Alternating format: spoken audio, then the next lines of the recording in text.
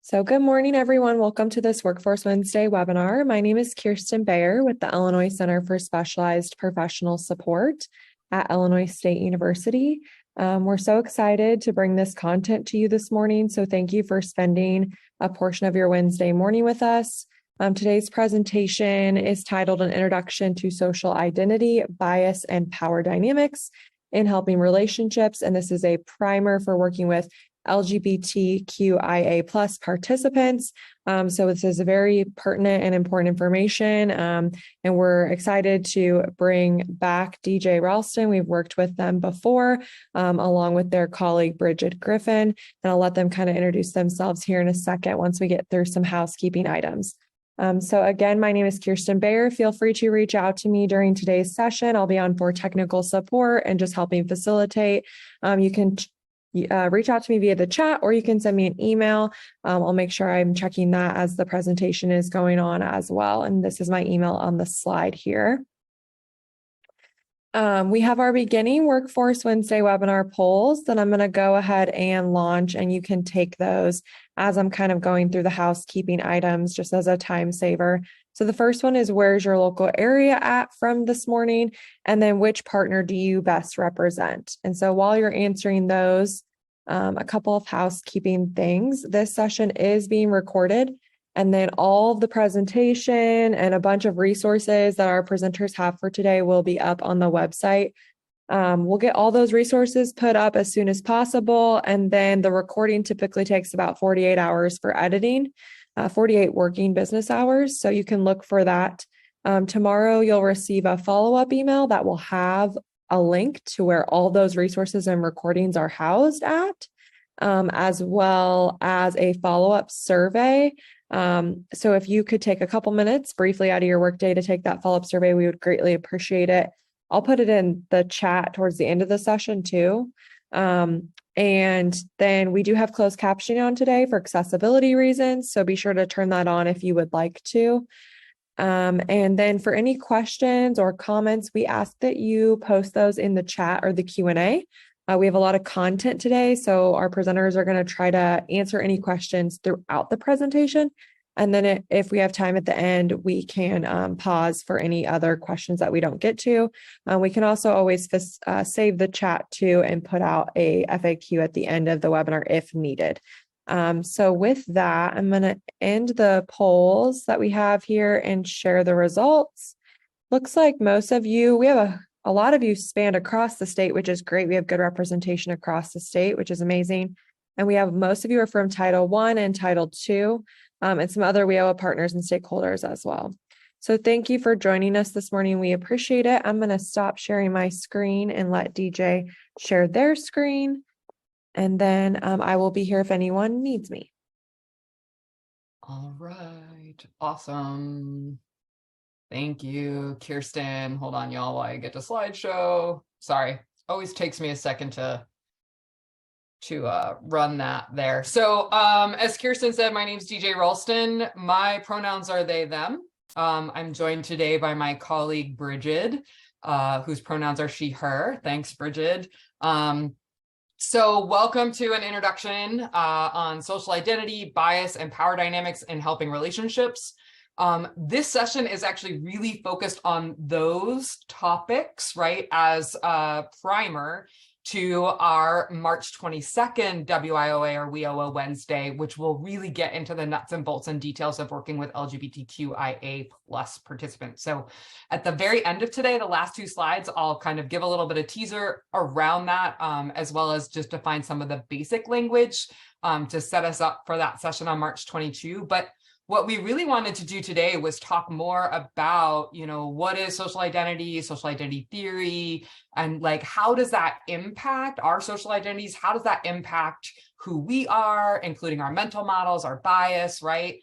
And how power dynamics show up in the context of any helping relationship with most of you here being from the Title I programming, adult dislocated worker and youth programming, you are definitely in a helping relationship working as a helping professional. So I'm super glad you're here. As I said, pronouns, they, them. I identify as non-binary and transmasculine.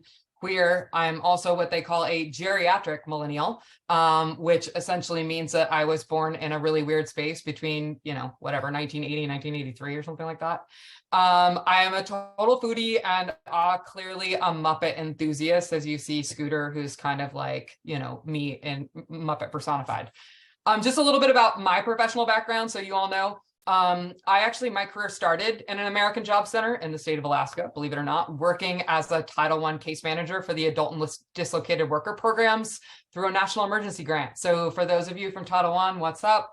Good to see you. Good to be back with you all. I did a lot of that work before getting a master's degree in rehabilitation counseling and doing some work in VR, and then starting to do work around disability and employment related issues, predominantly at the beginning, doing technical assistance at a national level. Background, education-wise, certified partner work incentive coordinator, which means I'm one of those weird people who knows a lot about Social Security benefits. Again, master's degree in rehab counseling, and I'm currently also working on my doctorate in human organizational learning. My major areas of expertise and or kind of interests and research include supporting LGBTQIA populations, including students and youth, Social Security work incentives, financial empowerment and capability, and organizational change and relationship building. So hopefully we can talk today a bit more about all the things. So objectives, hopefully you'll have a better understanding of how social identity contributes to one's mental model, including our biases. And like little hashtag spoiler here, y'all, biases, we all have them, right? Like that's not code for you're a terrible person. That's literally like how our brains work. And I'll talk about that. Hopefully you'll have an increased understanding of intersectionality, including what intersectionality is, what we're referring to, and how intersectionality is linked to oppression, and also a better understanding of the influence of oppression.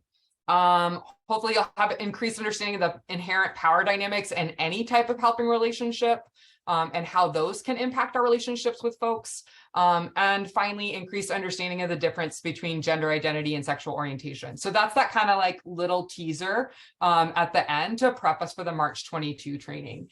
So just something that I'm going to say is I'm going to ask folks, as we start to think through this content, some of this may be new, some of it may not be new. For things that might be new for you, if you are feeling any discomfort as I talk about some of these things, I would ask you, to give me some grace and some leeway to explain some of these things and where that comes from. And also, ask you all to maybe embrace a little of that discomfort and really think about, why might I be feeling some discomfort or some heartburn over something that I'm hearing, reading, seeing that DJ's talking about. So again, just kind of two ways. Let's have some grace. Please ask questions in the chat. Or the Q&A or whatever, and I'll do my best to kind of get those things going or answer those kind of in turn with this. And likewise, Bridget's kind of like, monitoring the chat as well and is great at dropping links to things and all sorts of stuff. So thank you so much. So let's talk a little bit about social identity theory itself. So there was a guy, Henry Tajfel, he's kind of the founder of this theory. And he basically says that, or social identity theory basically says, a person's sense of understanding of who they are can and is based oftentimes on group membership, right? So in other words, our understanding of who we are as people often comes in relationship to others, all right? So he asserted that groups people belong to give people a sense of pride and a sense of self-esteem. And I would encourage you to think about in your own life, what's a group that you might belong to that, you feel really good about? Right? Like maybe you do some volunteer work. Maybe you're part of a faith community. That's something that gives you pride and self-esteem, right? So I think it makes, some sense here. So group membership it's our connection to the social world, right? And as a result of that comes our identity, how we see ourselves in relation to others, but also how we see ourselves within the world. So it's not only describes typically who people are, but they can also actually prescribe people's behavior, because within groups, right, and then within those social relations, there is, there's social expectations that come from that group. right? Like, so I think a lot of times if we think about this from the working standpoint, for those of us who are talking about, work readiness skills, right? We say, for example, that you don't swear, for example, right? Or cuss in a workplace. Guess what? That's a result of those kind of like societal or social expectations that come from being part of a group, right? So you're part of the group of that workplace. So just thinking about that, right? So he also asserted that humans, as part of their typical cognitive processes, tend to categorize things. And in doing so, right? And actually, this is important, and this is a little like hashtag spoiler. We're going to talk about kind of the neuroscience behind some of this, right? But categorizing things, when we do that, basically what he's saying is within social identity theories that we actually tend to over exaggerate differences between groups. And we also tend to over exaggerate similarities within groups. So we over exaggerate differences between us and those that we perceive are different. And we also tend to over exaggerate similarities between us and those that we perceive as the same. So these groups are typically referred to as the in-group and out-group, all right? So we over-exaggerate the similarities between us and our in-group, and we over-exaggerate the differences between us and the out-groups. You can see ways that this can really quickly perhaps build to, conflict, right? So it essentially says that an in-group will oftentimes seek out negative attributes of the out-group as a means to enhance their own self-image. Now, we could get into the roots of why we think that that happens too, which I have all sorts of thoughts, but we're not going to do that today.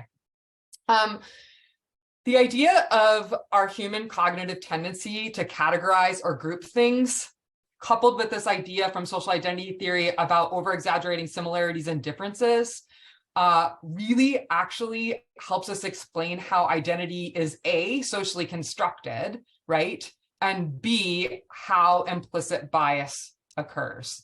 So let's talk a little bit more about that. But before we do, what I want to do is just kind of point out, hey, when we talk about social identities, right? If we think about social identities as belonging and group membership, that's how we can tell that it's socially constructed, because it's our social interactions in a group that we perceive as similar or different from us, right, that create this social identity.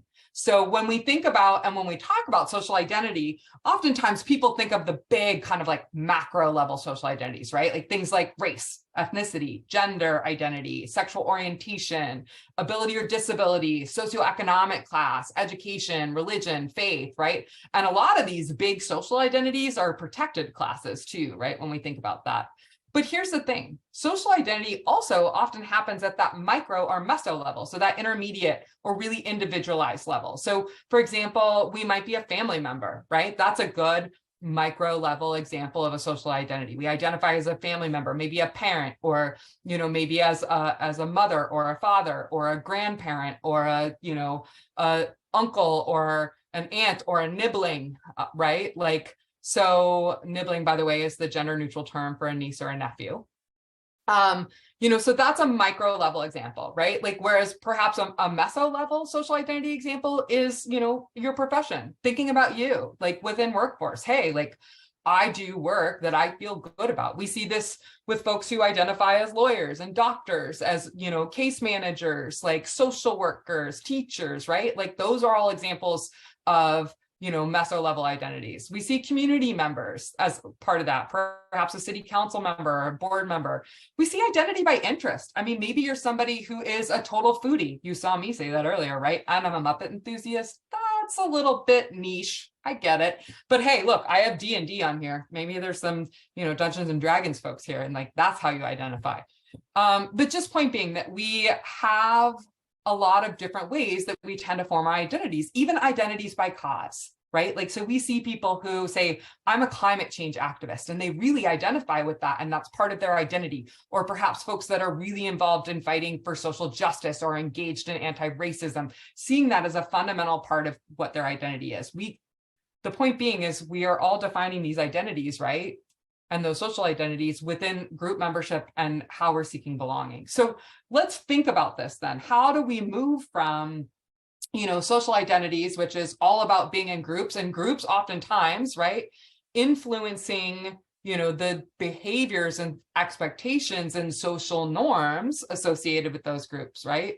How do we move from that and think about the brain and bias and all of these things in mental models? Well, as we learned a couple slides ago, when we think about, the human brain, right?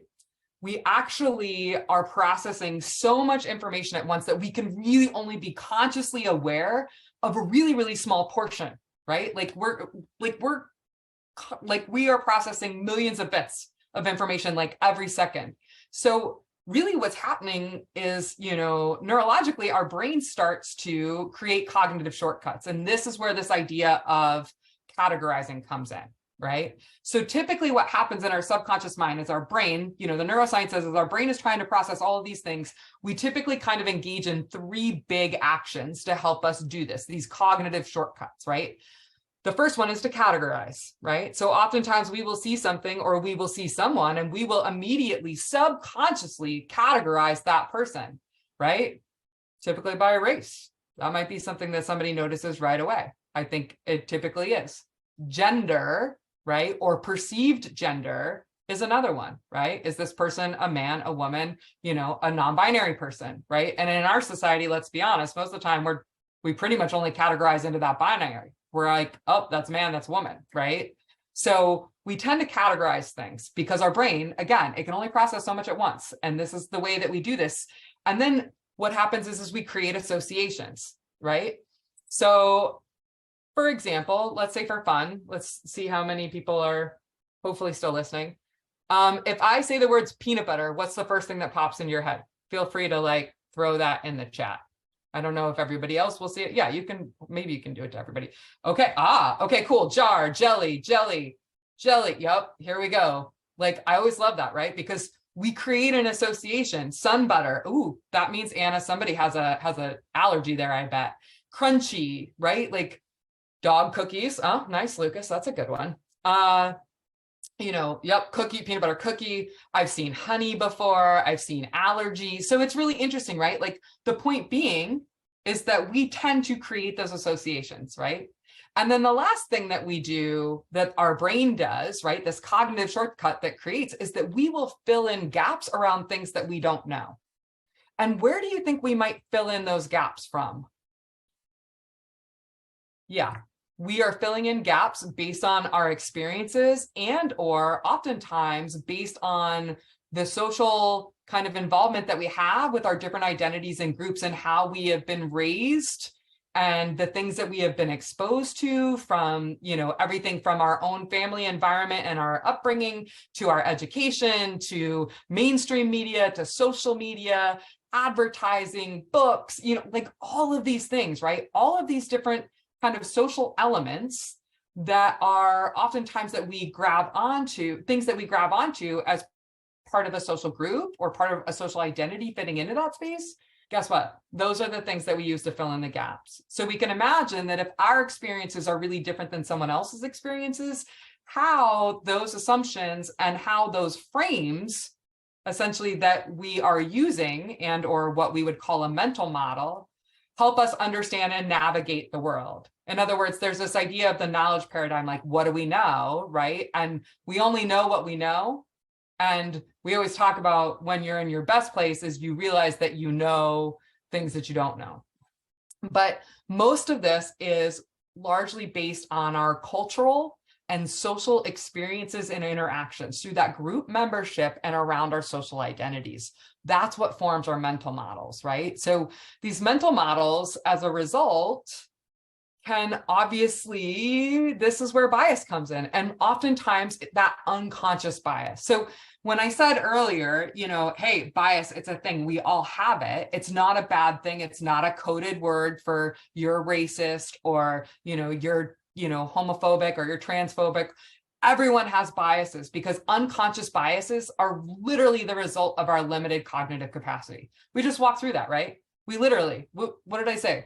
We categorize things, we create associations, and we fill in the blanks of what we don't know. And when we think about the ways in which we are oftentimes taking in information, and I'm going to use the example of the news and what we're seeing in the news and kind of some of the political stuff, right? Like, and or yeah, so like let's use all of the rhetoric right now currently that is about transgender folks, right? So we are taking in all of that information, right, whether we realize it or not. And so oftentimes it is that type of information, right? Our perhaps we're belong to a group that, you know, says that, like, you know, racism isn't a thing, right?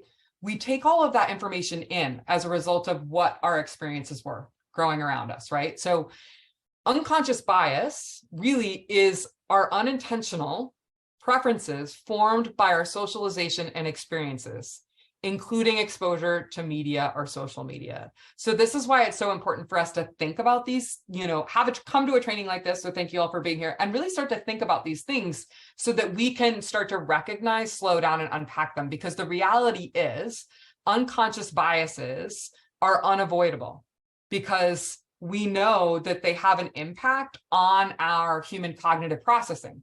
Because we're going to categorize, we're going to create those associations, and we're going to fill in blanks based on how we've been raised culturally and socially in the environments that we're in.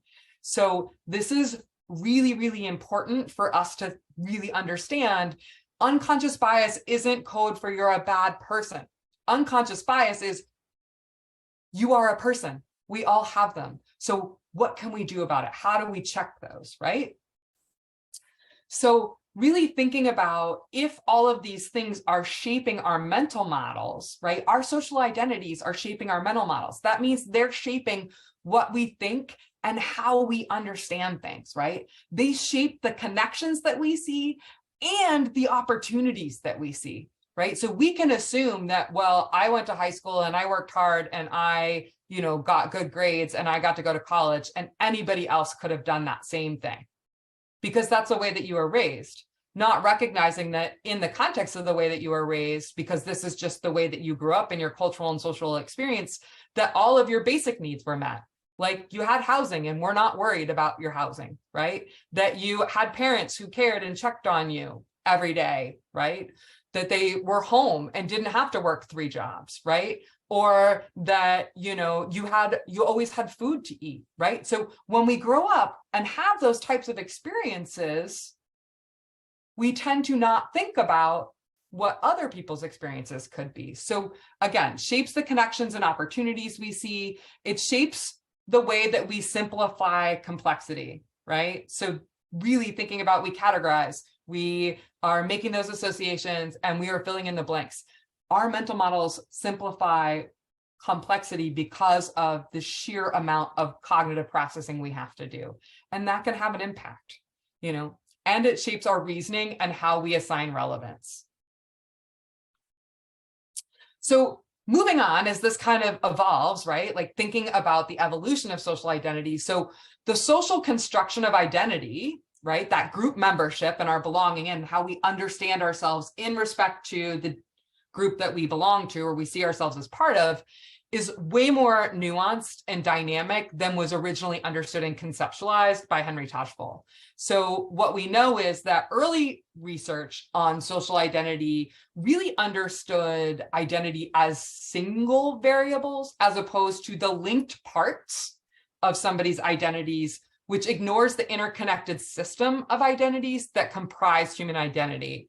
And like, hint, this is also where intersectionality comes in, right? So now we understand that intersectionality is really this idea that human identity is comprised of all of those different things. So remember, when we looked at the macro identity and meso and micro slides, you know, now we largely understand that identity really is comprised of those macro level identities. So gender identity, sexual orientation, race, ethnicity, religion, socioeconomic status, right?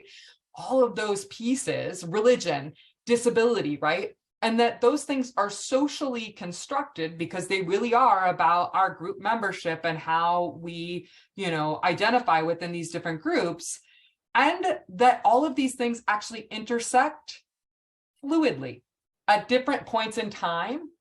And you were like, wait a minute, DJ, what do you mean by different points in time? Like, if I'm always these things, yes, you might always embody these specific identities. Like, I'm always going to be white, right? I'm always gonna be non-binary. I'm always gonna be, pansexual or queer, right? Like I'm always gonna be, of European ethnicity, right? But the reality is that positionality and which one of those identities and which one of those identities is the most important at any particular time really changes, believe it or not, based on where we are and who we're with.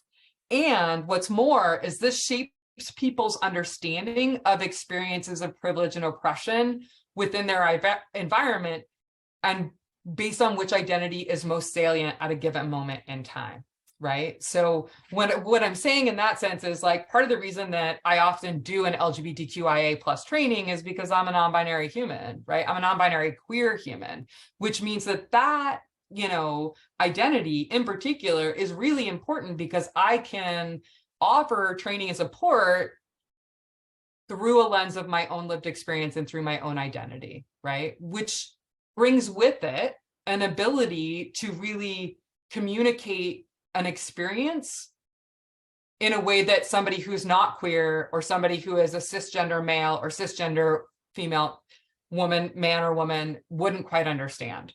So it's recognizing really the existence of multiple identities, that's paramount to understanding the complexities for people who are from systemically and historically marginalized and excluded groups. So if we think about that, right, if we define intersectionality as it's defined, it's the interconnected nature of social categorizations such as race, class, and gender, regarded as creating and overlapping interdependent systems of discrimination or disadvantage. So for anybody familiar or not, rather for folks who are not familiar with intersectionality, which was originally coined by Kimberly Crenshaw, who was a legal scholar and lawyer who essentially was part of a case where a African-American or Black woman came to the law firm and basically said, I have been fired and I think I've been fired because I am a Black woman. Well, the reality is when they originally went to court, right, basically the company fired back and said, no, we're not discriminating against her. There are other women who work here. And no, we're not discriminating against, African-Americans or Black people because there are other African-Americans or Black people working here who happen to all be men, by the way.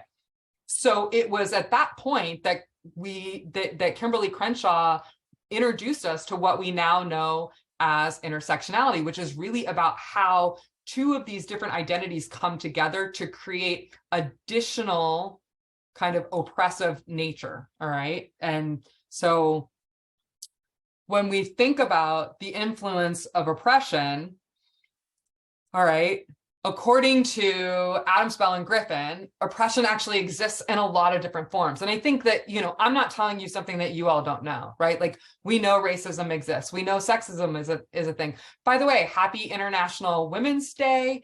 I'm all for the fight for gender parity, right? And, all women, including trans women, are women.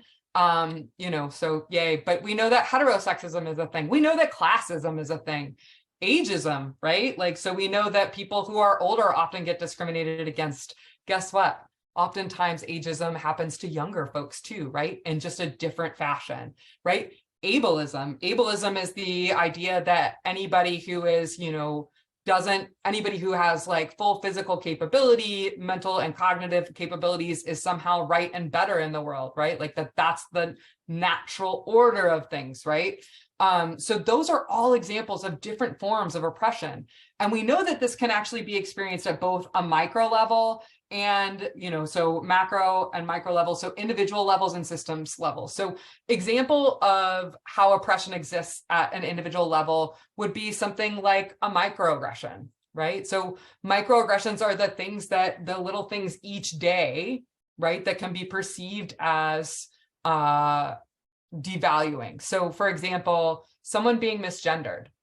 And when I say that, this is all kind of a primer for the training on the 22nd, right? So using someone's, pronouns, if you don't use their specified pronouns, that's misgendering someone, right? And that can be that is a microaggression. It can really kind of pull at people, right? Another example of a microaggression that we see happen is that sometimes white people, particularly white women, might be walking down the street. They see they see a person of color, a man of color in particular, someone they perceive as a man of color, and they cross the street to the other side, or they clutch their purse a little tighter.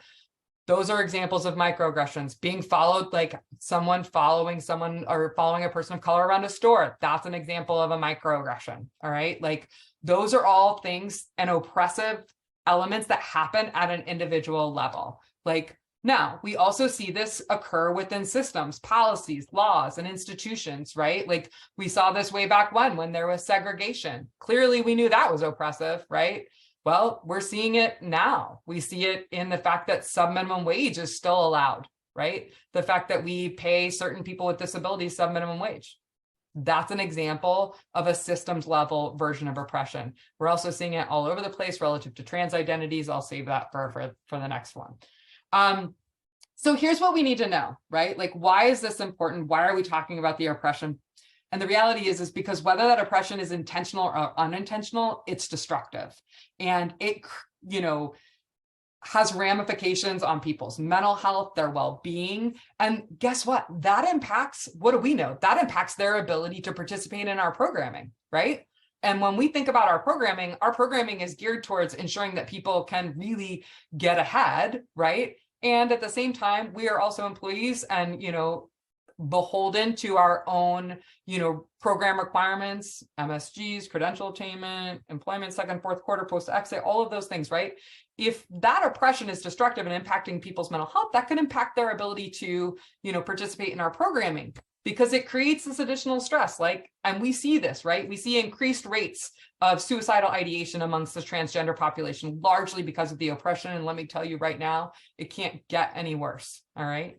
We see it amongst African Americans and the Black community in America, particularly after, a lot of violence that is perpetuated at the hands of the state, right?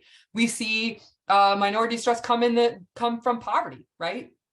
So it really has a larger impact of what we refer to as a biopsychosocial impact.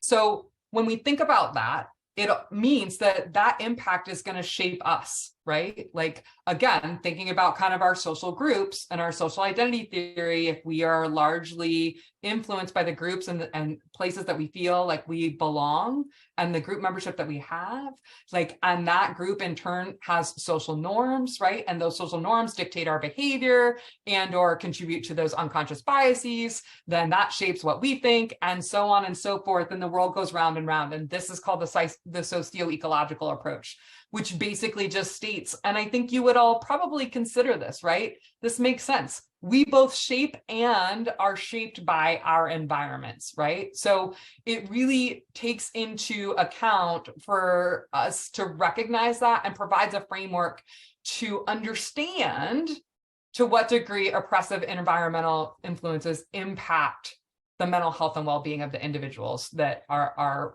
quite frankly that we're working with. So if you know that you are working with folks who are walking through your door who are returning citizens, right?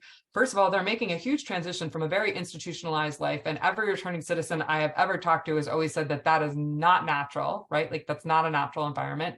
But again, working with returning citizens, working with young folks who are coming out of the foster care system or foster care in the foster care system, working with young folks who have been justice involved, or, the reality is that we really need to explore the social environments of the folks that we are working with. And we need to at least understand some of those aspects, because that really helps us understand how those different kind of, social identities that people hold overlap and can create oppression, which can impact the well-being and mental health of the folks that we're working with, which in turn does what? Can impact their ability to fully participate and benefit, right, from the programming that we have. So how do we figure out how to support those folks to make sure, right, that they can and are benefiting from our programming? So one of the ways that we can think about this is looking at kind of the 5 levels of influence that contribute to people's overall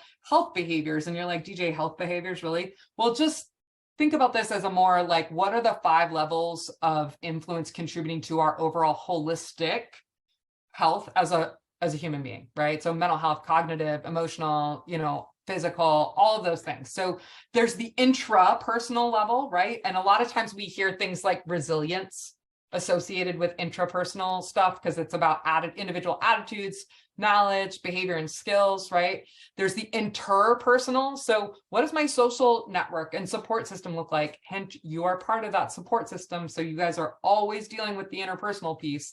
The institutional piece, what are the schools, churches, businesses, community organizations? What's going on there? Community level, what are the community norms and values of the community? So I know that we have people from like the Chicago area. We also have people from Southern Illinois on this call. Like, guess what? Those communities, I think they look a little different last time I checked, right? So recognizing that also can have a play, and what, impact is that having on the participants that we're working with?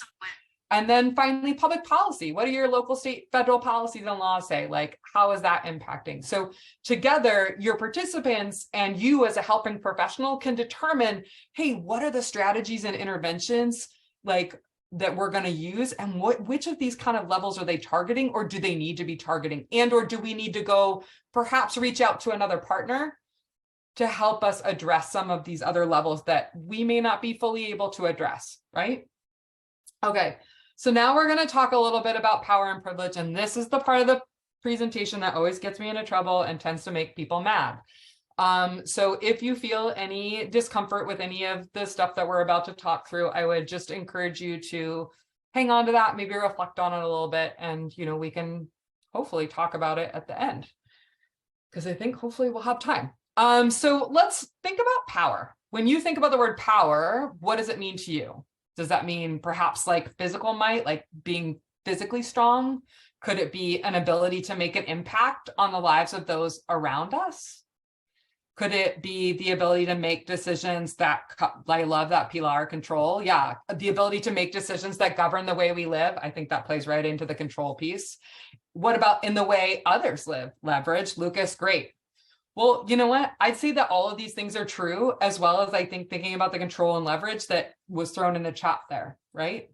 So let's really focus on the 3 that include the ability to make an impact on the lives of those around us, because I think in a lot of ways, all of us as helping professionals, that's something that we're aiming to do, right? But we also need to talk about the ability to make decisions that govern the way we live, or our agency, right? And autonomy, as well as in the way that others live. So one of the things that we often talk about is if you are somebody who's never had your rights voted on, then you are in a categorical social group that has privilege.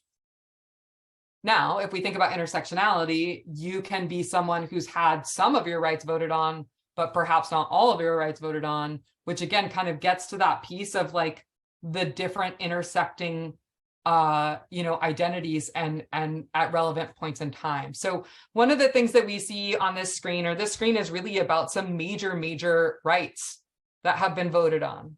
The Americans with Disabilities Act, making sure that, disabled folks using identity first language in this instance had access, right? Like physical access to buildings, as well as programs, all of those things, right? We see here the 1964 Civil Rights Movement. On the photo on the right, this is from when finally employment protections were put in place in 2020 for LGBTQIA plus folks, because prior to 2020, guess what? You could be fired for being trans, you could be fired for being gay or being a lesbian or being bisexual. It was literally only, 2.5 years ago, July of 2020, that those protections finally were extended. In the bottom left, this is Loving versus Virginia, the allowance for interracial marriage, right? In the middle, guess what? This one is on gay marriage, right? 2013. The right to marry like same-sex, same-gender partners didn't occur until 2013. And then the Rehab Act in 1973. So in all of these instances, we can see different social identities, whether that's based on orientation, whether that's based on gender identity, whether that's based on race or ethnicity, ability, disability. We see people's rights being voted on. That's power, right? So Privilege is a special right, advantage, or immunity granted or available only to a particular person or group, right? At one point, the only people who had privilege were men, white men, typically, land-owning white men. So that got at race, it got at socioeconomic class, right? Like, hopefully I'm kind of laying out for you how this can happen. Whereas, like, you know, in order to be able to vote in this country, you had to be a white male property owner, right? So if we think about power as, you know, to influence, to make decisions about the way others live, that's power, right? That's control, that's leverage. So let's talk a little bit more about privilege. The thing about privilege that I think oftentimes makes it so insidious is it's something that we often don't even realize we have, right? Like, that's why privilege is so insidious, because I will tell you, I know a fair amount of, you know, white, cisgender, heterosexual men who are in the middle or upper middle class who've never considered themselves to have privilege until I go ahead and walk back what I just did relative to, have you always been able to vote? You know, has your social identity always enabled you to vote and exercise control over others? And then sometimes I see some light bulbs going off. When that doesn't work or that offends people, one of the things I will often turn to is to explain it through right-handed privilege.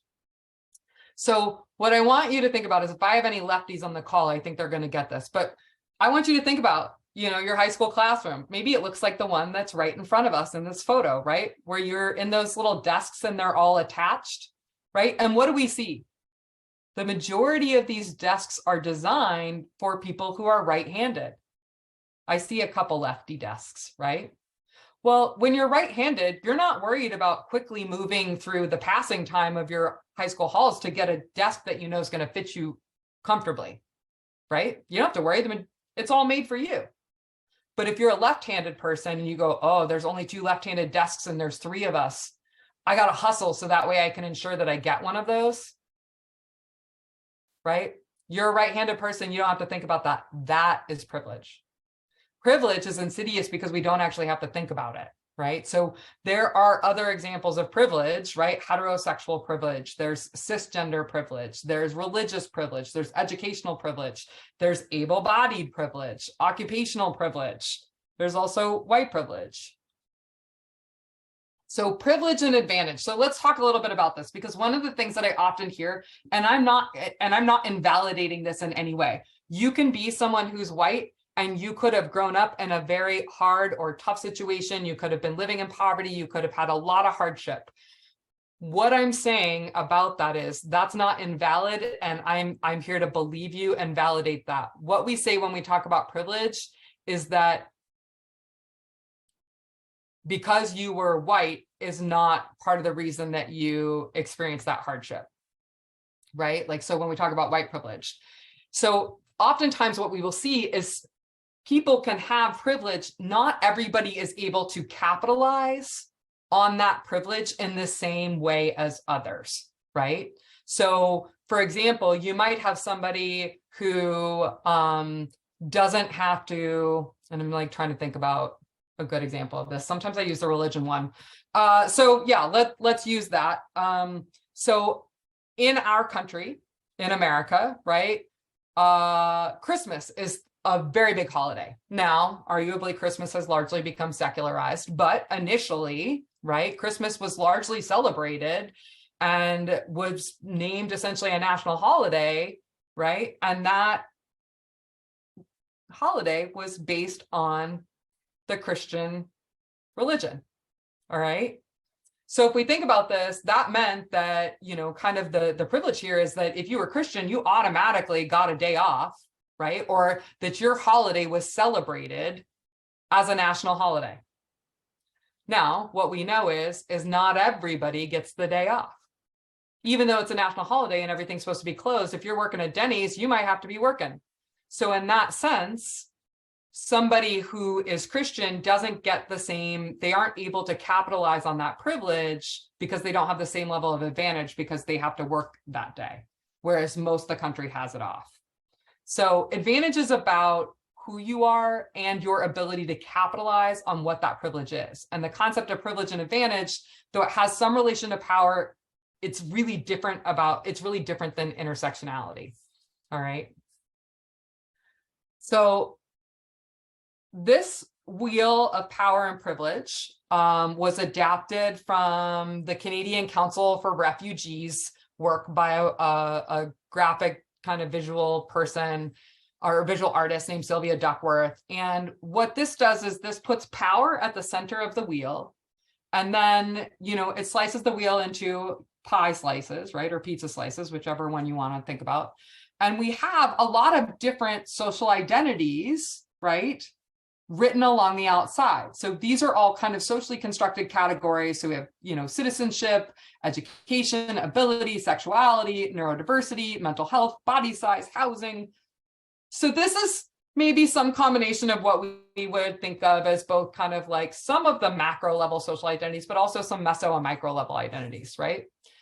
But what we notice is, the closer to power, the more likely you are to fall into what is considered the norm or the predominant social group to which has access to the most amount of power. And what I like about this wheel is this kind of shows the different ways that we embody a lot of different levels of privilege and advantage and, areas of not having privilege. And so for myself, guess what? I'm way far away on the outer piece of the wheel from power when it comes to gender, because I fall into the trans or non-binary category, right? Like that's my social identity. That's who I am. But guess what? I'm way up here on a few of these others, right? I'm white. I have post-secondary education. I'm able-bodied, right? So now, at the same time, I may be more middle class. I'm certainly not rich. I think of rich as the 1%, but I'm definitely not on the most external part of this wheel. So we can see how our different identities come together and give us relative, connections or aspects to where we are relative to that power. And in some situations, we're going to have more power than others. And in other situations, we're going to have less power than others. And that really is largely y'all determined by the social groups in which, in where you are in that moment in time as to which of those identities is most salient.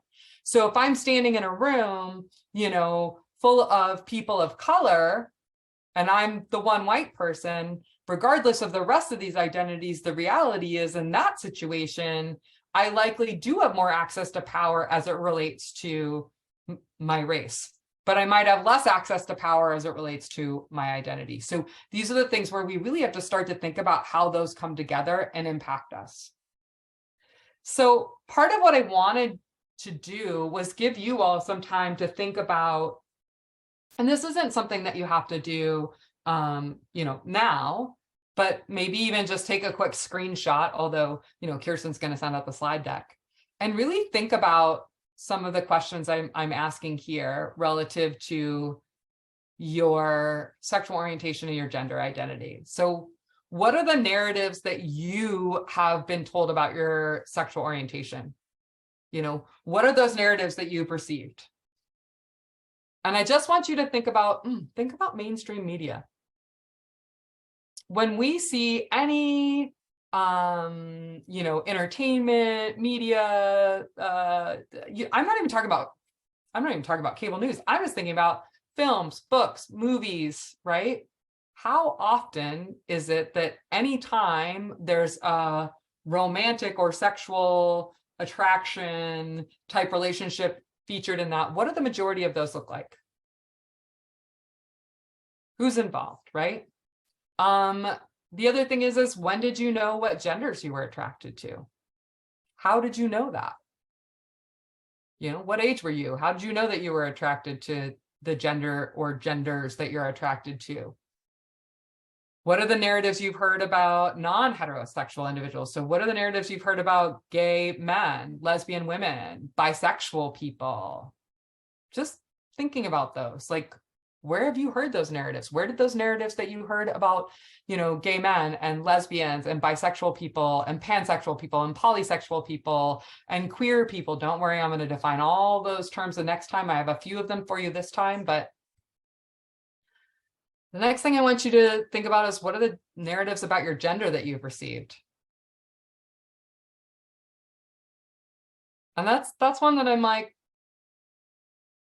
what have you been told about your gender? If your gender is male, if your gender is woman, if your gender is man, however you identify within your gender, what are the narratives you've been told about that gender? And when did you know what gender you were? How did you know that you were that gender? What are the narratives you've heard about transgender and non-binary individuals? Where did you hear those narratives? So these are all things for you to think about between now and March 22nd. All right. So quickly before we go, I want to at least define the very basics for you, which is LGBTQIA. All right. So these are as defined by the Human Rights Campaign, which is probably one of the most preeminent or predominant national advocacy organizations working on behalf of LGBTQIA plus people. So lesbian is a woman who is emotionally, romantically, or sexually attracted to other women. A gay person is a person who's emotionally, romantically, or sexually attracted to members of the same gender. A bisexual person, a person who's emotionally, romantically, or sexually attracted to more than one sex, gender, or gender identity, though not necessarily simultaneously or in the same way or to the same degree. Umbrella term, transgender is an umbrella term for people whose gender identity or expression is different from the cultural expectations based on the sex they were assigned at birth. Being transgender does not imply any specific sexual orientation. This is a really, really important piece, which I'm going to kind of pull apart in the last slide, which is next. So transgender people, therefore, may identify as straight, gay, lesbian, bisexual, pansexual, polysexual. So again, sexual orientation does not connote gender identity. Gender identity does not connote sexual orientation. I'll explain that more in a second. Queer is an umbrella term for sexual and agender minorities who are not heterosexual and cisgender.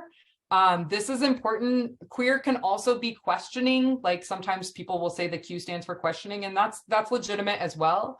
Queer is a term that's actually been reclaimed, right? There's been a reclamation of that word. There are folks, by the way, within the LGBTQIA plus community who are like, I will not use that word because they find it derogatory and they associate it with trauma. So just something to think about, Intersex is an umbrella term used to describe a wide range of natural bodily variations. So in some cases, these traits are visible at birth, and in others, they are not apparent until puberty. So, and some chromosomal variations of this type may not be physically apparent at all. So intersex folks are often folks who, well, first of all, when we talk about sex or sex assigned at birth, that's largely determined by the presence of physical genitalia, or rather that's, it's the idea of what does a doctor call out? Oh, it's a boy. And that's based on the presence of certain physical genitalia when the baby's born. Likewise, they say, oh, it's a girl. That's another, again, like when we talk about sex assigned at birth. But sex is actually a bit more than someone's genitalia. Sex actually involves chromosomes. It involves reproductive anatomy. It involves secondary sex characteristics. So it's a bit more complicated. And so when we talk about intersex and we talk about things that are visible at birth, or chromosomal variations that may never actually physically be apparent at all, but that still exists, like that's what we're referring to there, like is the fact that sex is a bit more complicated than XXXY. Asexual refers to folks that lack sexual attraction or the desire for other people.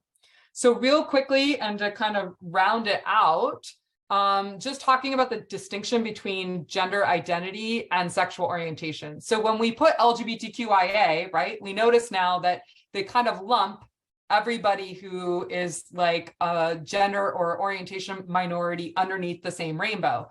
So I think the gender unicorn is a great way to explain this. So within gender, we have gender identity, which is represented by the little rainbow here. And you see this little rainbow is in the kind of thought bubble coming directly out of the head of the unicorn. And that's because one's gender identity is their innermost sense of what they know and experience their gender to be, what they feel their gender is internally, right? So this could be female, it could be woman, it could be girl, it could be male, it could be man, it could be boy, it could be other genders, it could be somewhere in between those. It could be completely outside of those, right? It's someone's innermost sense of their gender, all right? Now, the next thing we have is gender expression, right? Which is kind of the green dots here. And gender expression is how somebody chooses to express their gender. For me personally, I tend to express my gender as more masculine. Like I wear a shirt and tie for work. Normally when I show up in person, sorry, you get the working from home version of me today. But your gender expression is often, like how you present your gender to the world. This is not the same way that your gender is necessarily perceived by others. We'll talk more about that next time. But then, so that's your gender expression. Next, you have your sex assigned at birth. So I just talked a little bit about that, right? Sex assigned at birth, which is represented by the little DNA chromosomal helix here, right? Is often female, male, or other, or intersex. And this is, you will sometimes hear people refer to themselves as AMAB, so assigned male at birth, or AFAB, assigned female at birth. So that's, again, typically what the doctor will yell out when someone is born based on genitalia present at that time. And then finally, we have the two hearts, right? The red heart and the orange heart. And this is the idea of our orientation, right? Like, who are we attracted to physically? Who might we be emotionally attracted to? And, hey, we see differences. We see that there are folks that might be only physically attracted to, women, but emotionally attracted to women, men, and non-binary folks. Likewise, you kind of see any mix or range of these things. So the way to think about identity, gender identity, and sexual orientation, the best way I've heard it described personally is via a pediatric endocrinologist on a TED Talk. He once said that your gender identity is who you go to bed as, and your sexual orientation is who you want to go to bed with.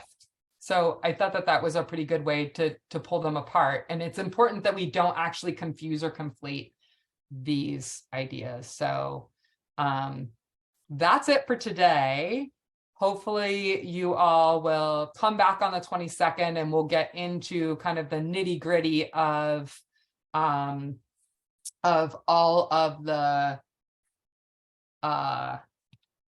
pieces specific to working with LGBTQIA plus participants. So that will be the part where we really get into the, how do we create an affirming environment? How do we ask people about their pronouns? Like, how can we, signal to LGBTQ plus folks we're here and be supportive? What do we do if somebody comes out to us and they need serious help? Like, what do we do? We will talk about all those things on March 22nd. So we hope that you'll come back.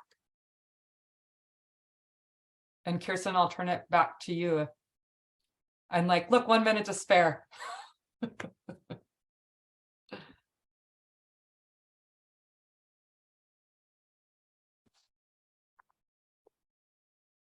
Okay, so we're getting a lot of thank yous.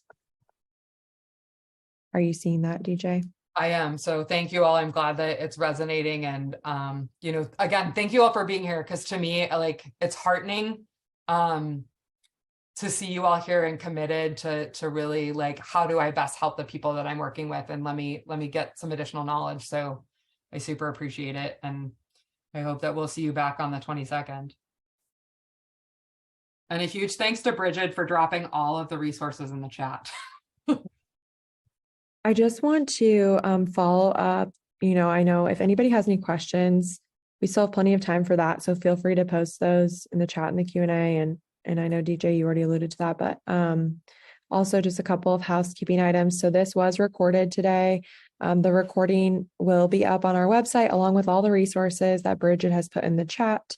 Yes, I will post the link for the March 22nd webinar. If you haven't registered, quick plug-in for that, please do. Let me get that link really quickly. And then we also have a follow-up survey that I'm going to post in the chat too, and I'm kind of multitasking as I'm talking, sorry. Oh,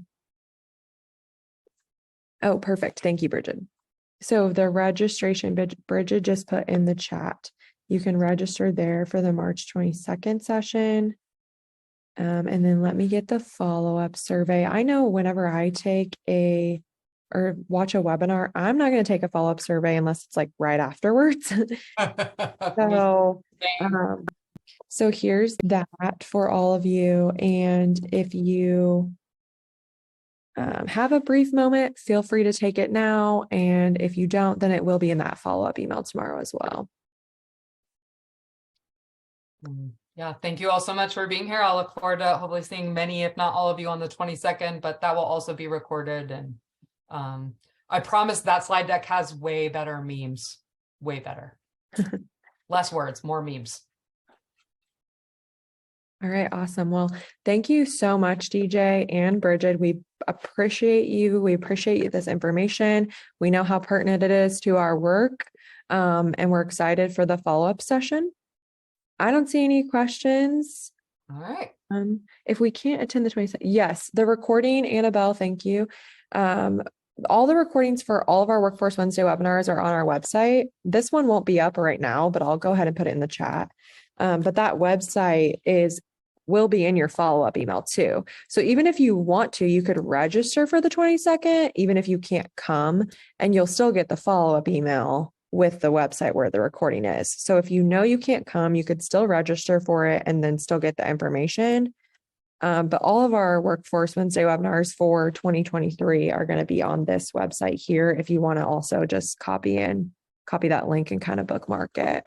And then today's recording will be up there within about 48 working hours. So we'll make sure we get all this info out to you guys because we know it's great info and you can share it with your colleagues and any respective partners. I couldn't think of the word. And yeah. All right. Thank you so much, DJ and Bridget. Did you have any final thoughts before we close out? I think we got it. Thanks, everybody. Look forward to seeing you in a couple weeks. And in the meantime, thank you for all the great work you continue to do to support, folks across Illinois and, acquiring additional education and getting to work that's meaningful for them. So. Awesome. Thank you so much, everyone. Have a great rest of your Wednesday. Thank you.